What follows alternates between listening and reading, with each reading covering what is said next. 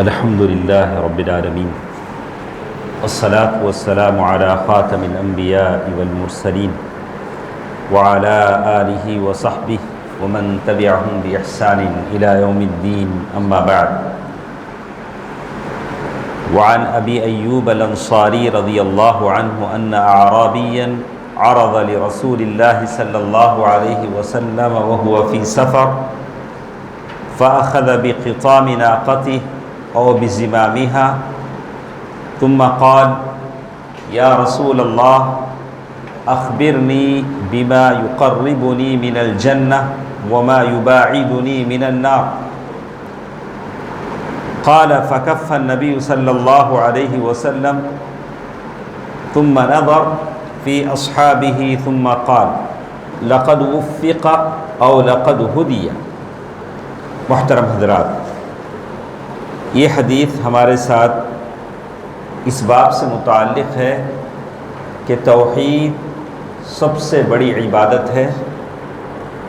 ابو ایوب انصاری رضی اللہ عنہ مشہور صحابی ہیں. اللہ کے نبی صلی اللہ علیہ وسلم جب مدینہ پہنچے تو ہر شخص کی خواہش تھی کہ اللہ کے نبی صلی اللہ علیہ وسلم میرے گھر مہمان بنے. تو اللہ کے نبی صلی اللہ علیہ وسلم نے فرمایا کہ میری اونٹنی کو چھوڑ دو، میری اونٹنی جہاں بیٹھے گی میں اس کے گھر مہمان رہوں گا. تو اللہ کے نبی صلی اللہ علیہ وسلم کی اونٹنی ابو ایوب انصاری رضی اللہ تعالیٰ عنہ کے گھر کے سامنے بیٹھ گئی. تو ابو ایوب انصاری رضی اللہ تعالیٰ عنہ آئے اور اونٹنی کا جو کجاوا ہوتا ہے، اونٹنی کی جو سیٹ ہوتی ہے، وہ اٹھا کر لے گئے. وہ بولے کہ اللہ کے نبی، یہ میرا گھر ہے، یہ آپ کی اونٹنی ہے، یہ آپ کی اونٹنی کا کجاوا میرے ہاتھ میں. اللہ کے نبی صلی اللہ علیہ وسلم فرمایا کہ آدمی اپنی اونٹنی کی کجاوے کے ساتھ ہے، میرا اونٹنی کا سیٹ وہ لے کے جا رہا ہے، میں ان کے ساتھ جا رہا ہوں. تو اللہ کے نبی صلی اللہ علیہ وسلم اس طرح ابو ایوب انصاری رضی اللہ تعالیٰ عنہ کے گھر کے مہمان بنے. تو کہتے ہیں کہ ایک سفر میں، جرنی میں اللہ کے نبی صلی اللہ علیہ وسلم ہیں تو اچانک ایک گاؤں والے صحابی آئے، اعرابی جسے کہتے ہیں. فَأَخَذَ بِخِطَامِهِ، اللہ کے نبی صلی اللہ علیہ وسلم کی اونٹنی کی جو رسی ہوتی ہے وہ رسی کو انہوں نے پکڑ لیا. گاؤں والے صحابی ہیں، صحابہ میں اتنی ہمت ہوتی نہیں تھی کہ آگے بڑھ کر کوشچن کریں، اللہ کے نبی صلی اللہ علیہ وسلم سے پوچھیں. کسی گاؤں والے دور سے کوئی صحابی آتے، اگر وہ سوال کرتے تو ان کو فائدہ ہوتا. وہ لوگ ہمت سے سوال کرتے، صحابہ سوال نہیں کر پاتے تھے.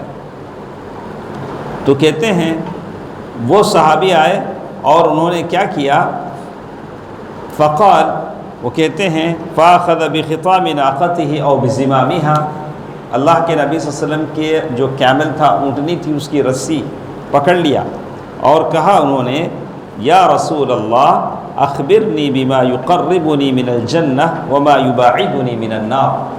اے اللہ کے نبی صلی اللہ علیہ وسلم، میں کون سا ایسا کام کروں جس کی سبب سے میں جنت سے قریب ہو جاؤں، جہنم سے دور ہو جاؤں. تو ہر ایک کی یہی فکر تھی، ہر ایک میں مائنڈ میں یہی تھا کہ جنت میں جانا ہے، جہنم سے بچنا ہے. ہماری زندگی کا مقصد یہ کہ جنت میں ہم کو جانا ہے، جہنم سے بچنا ہے. وہ صحابی نے وہی کوشچن کیا، سوال کیا. فکف النبی صلی اللہ علیہ وسلم ثم نظر، جب اللہ کے نبی صلی اللہ علیہ وسلم نے یہ بات سنا تو اللہ کے نبی صلی اللہ علیہ وسلم نے سارے صحابہ کی طرف دیکھا، یہ جو سوال کر رہا ہے. کہا: لقد افق او لقد هدی. کہا کہ یہ سوال جو کر رہا ہے ایسا سوال ہے کہ اللہ نے اسے توفیق دے دی، اللہ نے اسے ہدایت دے دی. ایسا سوال کر رہا ہے جیسے ہدایت پانے والا آدمی، اس کو ہدایت مل گئی. پھر اللہ کے نبی صلی اللہ علیہ وسلم نے ریپیٹ کیا: کیف قلت، کیا پوچھ رہے تھے آپ؟ اللہ کے نبی صلی اللہ علیہ وسلم نے پھر اس آدمی سے پوچھا کہ آپ کیا سوال کر رہے تھے. یعنی صحابہ بھی سنیں، صحابہ بھی پورے توجہ کے ساتھ سنیں. اللہ کے نبی سے فرمایا کہ آپ کیا سوال کر رہے تھے؟ تو وہ آدمی نے پھر ریپیٹ کیا: اللہ کے رسول، میں جنت سے قریب ہونا چاہتا ہوں، جہنم سے دور ہونا چاہتا ہوں. اللہ کے نبی صلی اللہ علیہ وسلم نے کیا فرمایا؟ دیکھیے، تعبد اللہ لا تشرک بہ شیئا، اللہ کی خالص اللہ کی عبادت کرو، اس کے ساتھ کسی کو شریک نہ کرو۔ کہا تعبد اللہ، تم اکیلے اللہ تعالیٰ کی عبادت کرو، اس کے ساتھ کسی کو شریک نہ کرو۔ اسی لیے ہم لوگ زور دیتے ہیں اور پورا زور لگاتے ہیں کہ لوگ توحید پرست بن جائیں، قبوری، بدعتی، قبر پرست لوگ اس سے دور رہیں۔ العیاذ باللہ، العیاذ باللہ۔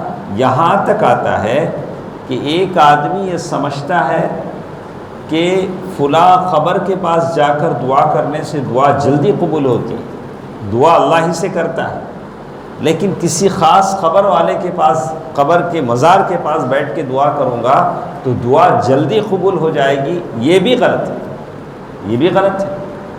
تو کہتے ہیں تعبد اللہ لا تشرک بہ شیئا وتقیم الصلاۃ، نماز کی پابندی کرو۔ دوسری بات اللہ کے نبی صلی اللہ علیہ وسلم نے اس آدمی سے کہا وَتُؤْتِ الزَّكَاةَ، زکوٰۃ ادا کرو۔ چونکہ وہ آدمی شاید زکوٰۃ دینے کے قابل تھا، مالدار تھا، اللہ کے نبی صلی اللہ علیہ وسلم نے اس کے حساب سے کہا کہ وَتُؤْتِ الزَّكَاةَ، زکوٰۃ ادا کرو۔ وَتَصِلُ الرَّحِمَ، اور رشتہ داری کا خیال کرو، یہ بہت ضروری چیز ہے۔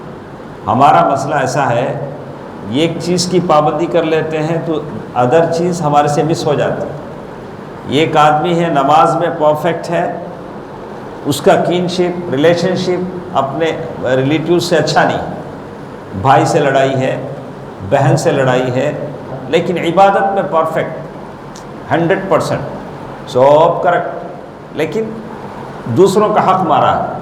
بولا پہلے وہ صحیح کر لو، پہلے وہ تمہارے جو ایررز ہیں اسے پورا کریکٹ کر لو، بعد میں میرے پاس آؤ، میرے پاس آ کے مانگو، میں تمہیں دوں گا۔ تو آدمی ہر چیز میں پرفیکٹ ہو۔ آپ روزے میں پرفیکٹ ہیں، نماز میں، صلاۃ میں پرفیکٹ ہیں، زکوٰۃ میں پرفیکٹ ہیں، ریلیشن شپ میں آپ کی جو ریلیٹیوز ہیں، آپ کا جو فادر ان لا ہے، آپ کے جو بردرز ہیں، سسٹرز ہیں، ان سے آپ کا جو سلوک ہے، بیہیویئر ہے، یہ آپ کا اچھا ہونا چاہیے تاکہ اللہ تعالیٰ آپ کو مجھے بخشے۔ تو کہتے ہیں کہ تصل الرحم، پھر انہوں نے ایک اور چیز یہ کہی دع الناقہ، اللہ کے نبی صلی اللہ علیہ وسلم فرمایا کہ اب میری اونٹنی چھوڑ دو۔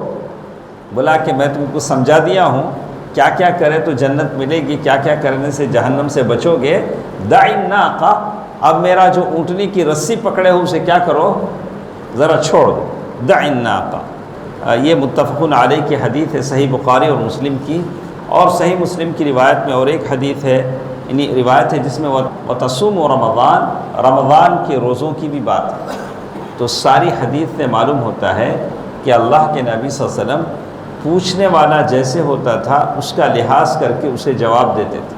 تو کوشچن کرنے والا جیسے ہے ویسے آپ کو سوال کا جواب دینا پڑے گا۔ تو بہرکیف یہ حدیث بتاتی ہے کہ اللہ کے نبی صلی اللہ علیہ وسلم بہت ہی حریص تھے کہ صحابہ کو بتلائیں کیا کرنے سے جنت ملتی ہے، کیا کرنے سے جہنم سے نجات ملتی ہے۔